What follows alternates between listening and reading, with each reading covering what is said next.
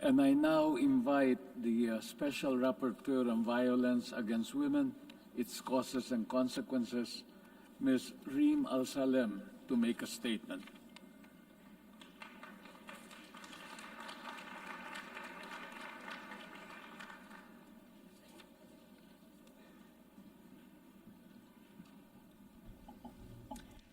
Your Excellencies, Ambassador Antonio Manuel Rivera Lagdameo, Chair of the CSW, Mrs. Sima Bahous, UN Executive Director, distinguished representatives and participants.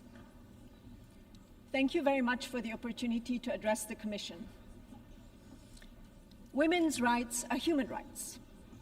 However, I'm not sure I am the only one to feel that we stand at an important crossroad when it comes to this fact in law, which is also an aspiration we collectively strive to uphold. Any advances that we may have made, be they in women's political or economic participation, are threatened by the frightening setbacks we have witnessed in the last few years. And nothing exemplifies this setback more clearly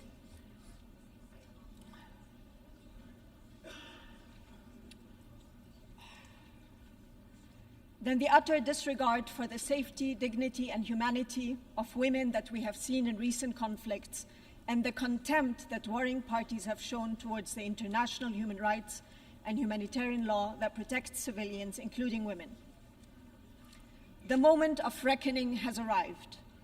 The international community has failed so far to usher in a ceasefire in Gaza for what is essentially a war on women and children, or to stop sexual violence against women in Sudan, or the terrorization of women in Haiti, or the marginalization of women from public life in Afghanistan, just to mention a few.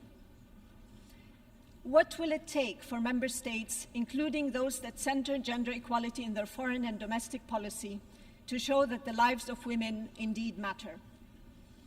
Another example is the frightening scale at which information and technology-facilitated platforms and tools are being co-opted to facilitate sexual exploitation, violence, and abuse of women and children, particularly those who are marginalized, as well as our inability to keep up with their constant evolution and harmful use.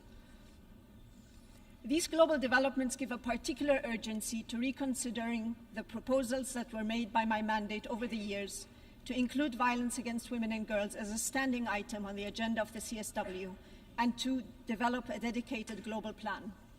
Such action would also be in line with the UN Secretary General's call for an emergency plan on violence against women.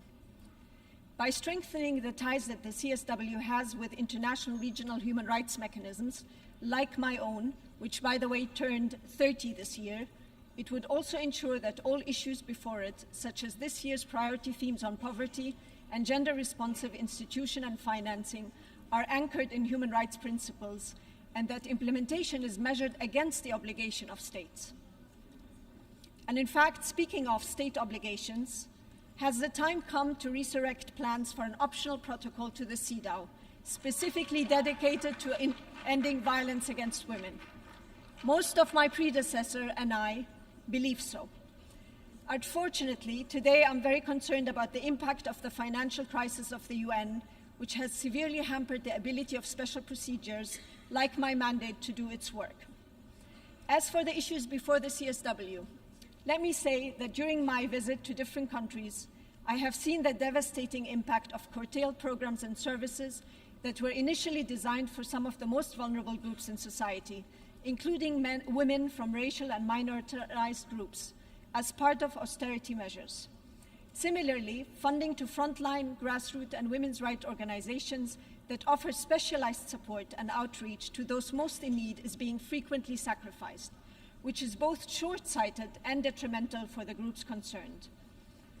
We must commit to procuring funds for women, including for those who are most at risk of falling through the cracks of social protection systems and other measures, if we want to truly empower them and lift them out of poverty. Equally, we must ensure that women's rights organizations participate in decision-making on public funds and tax policies. Finally, governments must improve gender outcomes of taxation through removing overt biases and removing tax systems that currently result in implicit gender biases. They must design and implement tax policies that promote gender equality. Where they have not done so, states must conduct gender-sensitive analysis to assess and correct for pre-existing biases. I look forward to discussing these priorities with all of you and recommit my mandate in support of your efforts. Thank you very much.